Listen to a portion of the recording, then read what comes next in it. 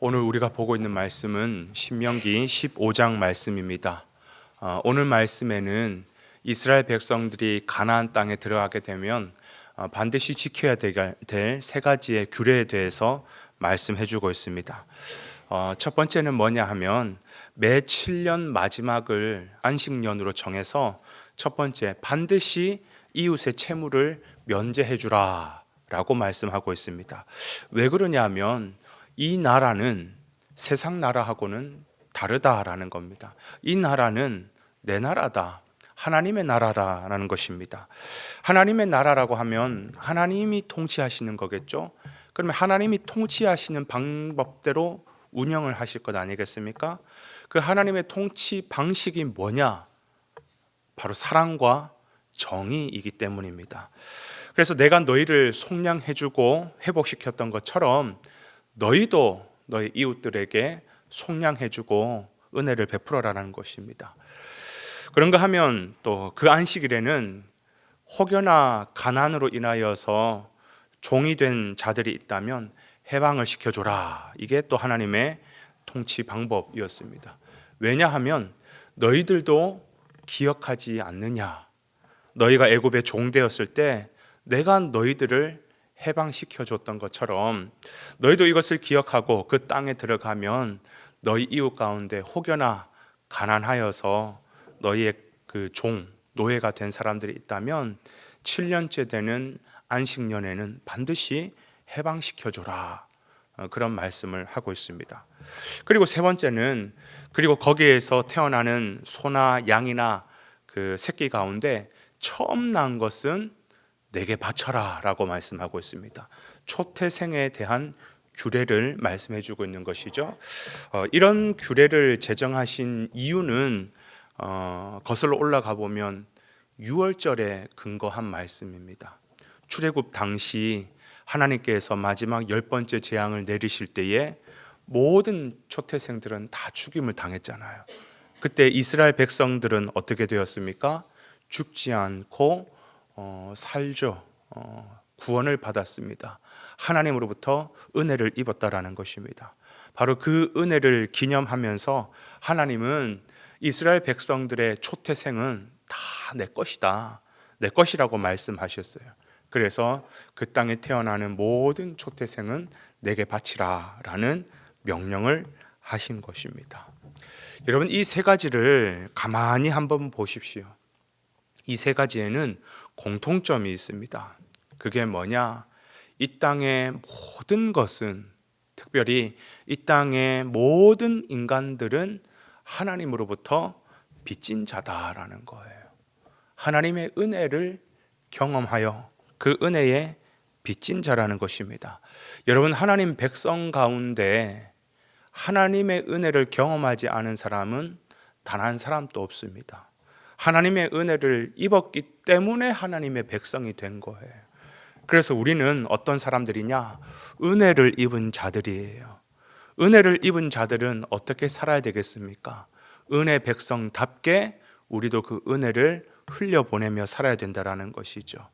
그렇기 때문에 이제 이스라엘 백성들이 가나안 땅에 들어가게 되면 하나님의 백성으로 살아가야 할 너희들은 이 사실을 꼭 염두에 두고 너희도 그렇게 너희 이웃에게 은혜 베푸는 삶을 살아라 라고 모세가 출애굽 2세대들에게 말씀하고 있는 것이죠.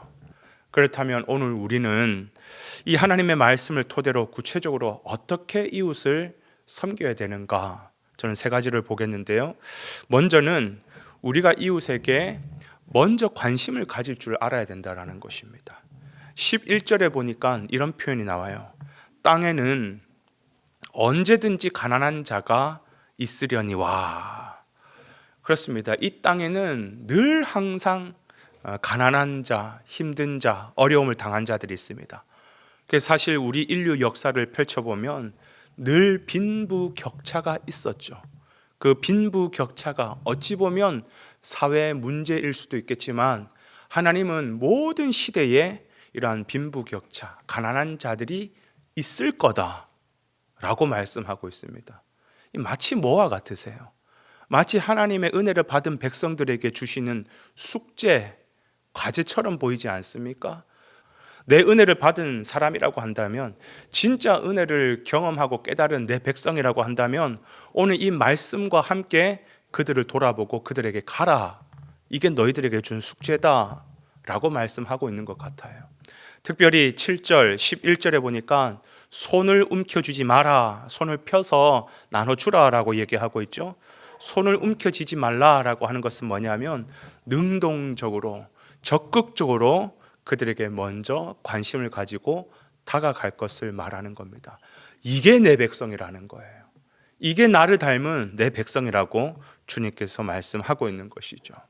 그런가 하면 두 번째는 이웃을 구제하는 것은 당연한 너희들의 사명이라는 것입니다. 그러니까 여러분, 성도에게 있어서 구제라고 하는 것은 선택이 아니라 필수입니다. 그래서 10절에는 뭐라고 합니까? 너는 반드시 그에게 줄 것이요. 반드시 그에게 줄 것이요. 그렇지 아니하면 어떻게 된다라는 거예요? 9절에 보니까 그것이 너에게 죄가 되리라 라고 말씀하고 있는 거예요. 구제 안 하면 뭐예요? 죄가 된다라고 성경은 얘기하고 있는 것입니다. 그런데 우리가 정말 그 하나님의 마음을 가지고 잘 섬기면 어떻게 되느냐? 여러분, 잠언서 19장 17절에 보면 이런 말을 합니다. 가난한 자들을 불쌍히 여기는 것은 여호와께 꾸어드리는 거다라고 얘기하는 거예요. 굉장히 놀라운 표현이 있습니다. 늘 하나님께서 우리에게 은혜를 꾸어주듯이 우리를 불쌍히 여기시고 은혜 주시고 복 주시고 공급해 주시고 하나님이 마치 우리에게 꾸어주셨는데, 우리가 가난한 자들을 섬겨주는 것은 마치 하나님께 꾸어드리는 거다, 하나님께서 그렇게 받으시겠다라는 것입니다. 무슨 말이에요? 우리가 하나님께 꾸어주는 것, 그 말은 언젠가는 하나님께서 다 우리에게 갚아주시겠다라는 것입니다. 그러니 여러분, 당연한 우리의 사명으로 이 구제를 생각해야 된다는 것이죠. 마지막 세 번째는 그 이웃의 필요를 채워주되 넉넉히 채워주라라고 성경은 말하고 있습니다. 8절에 보니까 그에게 필요한 대로 쓸 것을 넉넉히 구워주라. 우리가 섬겨야 되는데 어디까지 섬겨야 됩니까? 오늘 본문에는 넉넉히 섬겨주라라고 얘기하고 있어요. 다시 말하면 섬길 때에 인색한 마음으로 섬기는 것 아닙니다. 억지로 섬기는 것 아닙니다. 내가 할 수 있는 능력 안에서 최선을 다하는 것이에요. 최선을 다하는 것. 이거는 마치 뭐와 같아요? 우리를 향하신 하나님의 한량 없는 마음과 같은 것이죠. 그래서 우리는 뭐라고 표현하냐면 아버지의 마음이라는 표현을 쓰잖아요. 아버지가 자녀를 향하는 그 마음은요, 인색한 마음이 아니에요. 한량 없는 마음이에요. 한량 없는 마음. 마찬가지입니다. 우리가 그 하나님 아버지의 마음을 배워서 닮아서 우리 수준 안에서, 우리 범위 안에서는 최선을 다해서 이웃을 섬길 수 있는 것, 이것이 하나님의 백성이라는 것입니다. 기억하십시오. 성경은 크게 두 가지입니다. 그래서 십계명도 크게 두 가지죠. 하나님 사랑과 이웃 사랑. 어디에도 치우치지 아니하고, 하나님을 사랑한다면 당연히 이웃을 사랑하는 것이고, 이웃을 사랑하는 그 모습이 하나님께서는 꾸어주는 거다. 내가 너에게 복 주며 갚아줄 것이다. 여러분, 이러한 성경의 원리를 가지고 오늘 하루의 삶을 살아가는 데 있어서도 내 주변에 연약한 지체들이 누가 있는지, 기도가 필요한 지체들이 누가 있는지, 내 도움의 손길이 필요한 사람들이 누가 있는지 그들을 먼저 찾고 또 그들에게 아름답게 손 내밀 수 있는 그런 귀한 저와 여러분의 복된 하루 되시기를 주님의 이름으로 축복을 드립니다.